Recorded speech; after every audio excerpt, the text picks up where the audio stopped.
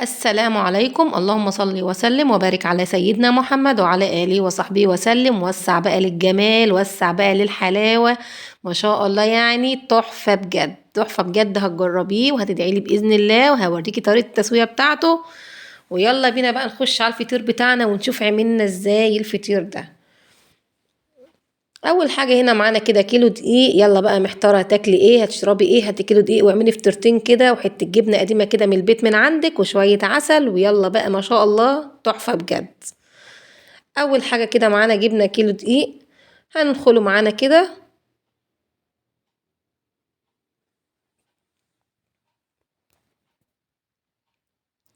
دخلنا كده الكيلو الدقيق بتاعنا، وهنجيب عليهم بقى شويه ملح بايديكي كده، ومعلقه سكر برضو، يعني مش معيار، معلقه بايديكي كده بس. هما شوية الملح وشوية السكر، وجبنا مية، وعجننا الدقيق عادي خالص. يعني مش بنحتاج أي حاجة، مية والدقيق بتاعك وشوية سكر وشوية ملح.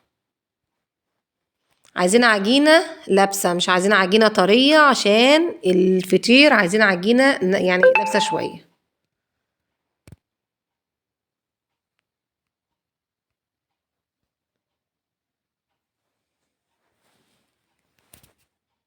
هتعملي بقى، هتلتي بقى فيه وتعجني فيه كده يعني هو الفطير اصلا عايزين نعجن فيه شويه كتير حلوين كده، بحيث ان هو يشد معاكي كده وانت بتفرديه. عايز يبقى له عرق كده، يعني انت بتتنجي تعجني فيه شويه حلوين لحد ما تلاقي العجينه نعمت في ايديكي خالص. لت بقى كده واعجني فيه لحد ما ينعم معاكي وكده. بصي العجينه منظرها عامل ازاي، ما شاء الله، يعني ولا لابسه ولا لينه برضو معاكي، يعني عايزينها ناشفه شويه كده. هنقرصها بقى، والكيلو دي بيعمل معانا فطيرتين كبار، يا اما 3 وسط زي ما انا هعملهم دلوقتي. جبنا شويه زيت على الصينيه بتاعتنا، وهنقرصهم. بنعمل الفطيره 3 وحدات، يعني هنقرصهم 9 كور. كل فطيره بتاخد معانا 3. عايزه تعملي فطيرتين كبار يبقى بنعملهم 6. هو الكيلو دي بيعمل معانا فطيرتين كبار يا 3 وسط زي اللي هنعملهم دلوقتي، حسب راحتك انتي.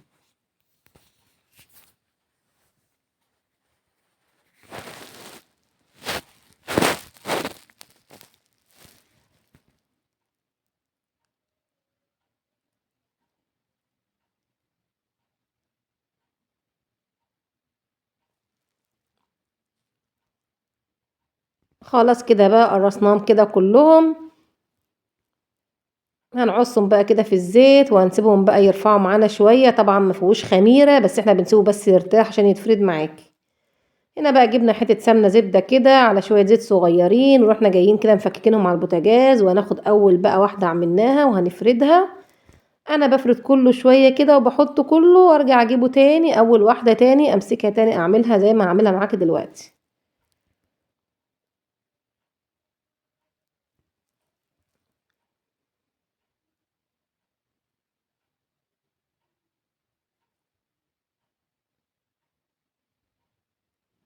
سهل جدا وبسيط، ما بياخدش اي وقت خالص، يا دوب يعني نص ساعة بيكون ان شاء الله مجهزاه. الكيلو مش بياخد حاجة.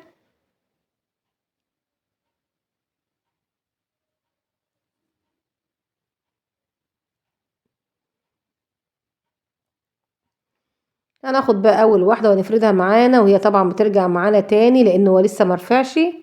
احنا خدناه كده على طول، ما صبرناش عليه.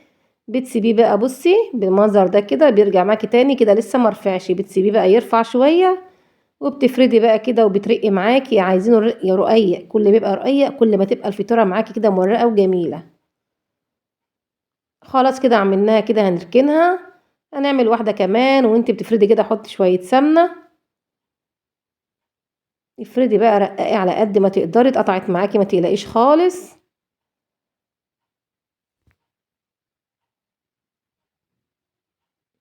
افردي كده بقى بالطريقه دي زي ما انت شايفه، سهل جدا.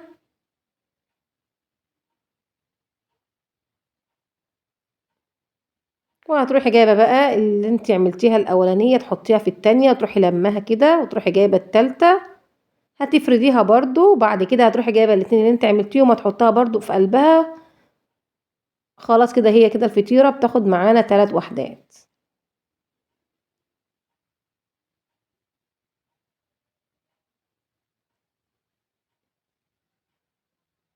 خلاص كده بتروحي جاية بقى جايبة التانية عاملاها بنفس الطريقة،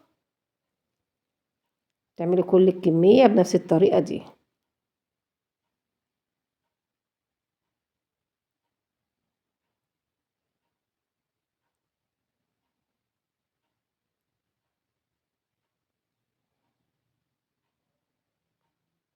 خدوا وقت معانا؟ ما خدوش اي وقت خالص، سهل جدا وبسيط، دقيق بس ومية وشوية ملح صغيرين ومعلقة سكر، وهتعجنيهم وهتفرديهم كده بالطريقة دي وشوية سمنة وشوية زيت عندك، وهتاكلي احلى فطير ان شاء الله، وهتدعيلي. اعملي بس الطريقة دي سهلة جدا وبسيطة.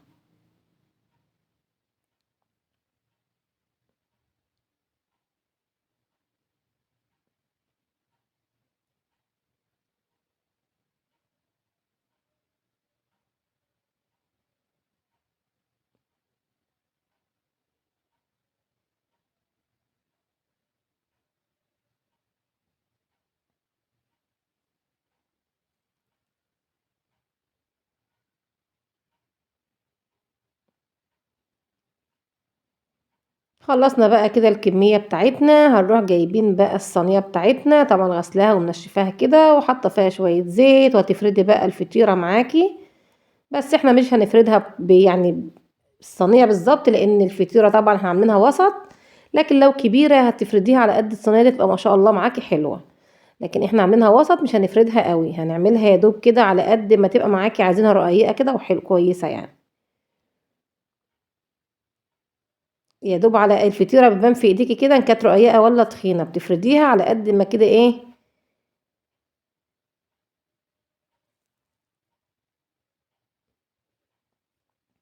مولعة طبعا الفرن بتاعك على درجة حرارة عالية، بنحطها في الرف، يعني بنشيل الشبكة كده من ارض الفرن كده، من ارضية الفرن، وبنحطها على الرف الاولاني، اول رف بعد الارضية بتاعت الفرن كده على طول، بتروحي جاية حاطة الشبكة عليه، وهوريكي دلوقتي.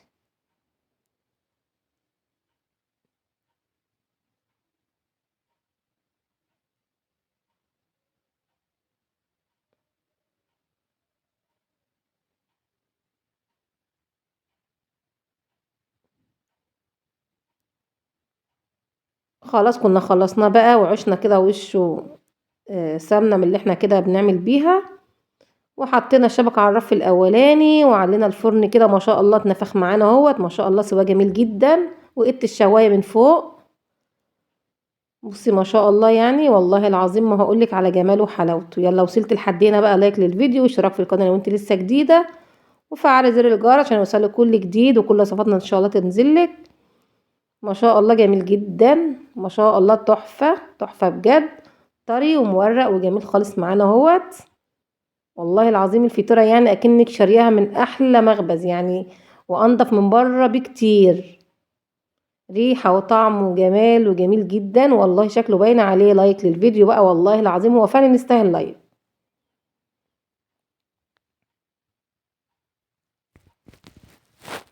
تدعميني بقى باللايك كده وتنورين لو انت لسه جديدة، اشتركي في قناتي وفعلي زر الجرس عشان يوصلك كل جديد بإذن الله كده.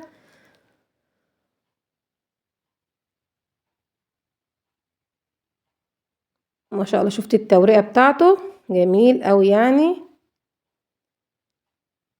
لسه طبعا سخن قوي، لسه مطلعاه من الفرن حالا، مش عارفة اصلا امسك حتة الفطيرة.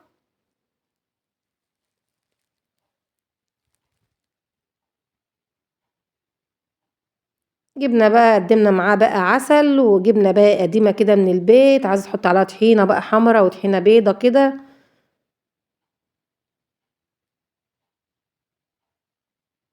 دي جبنة دي انا اللي عاملاها في البيت هنا، جميل بجد تحفة.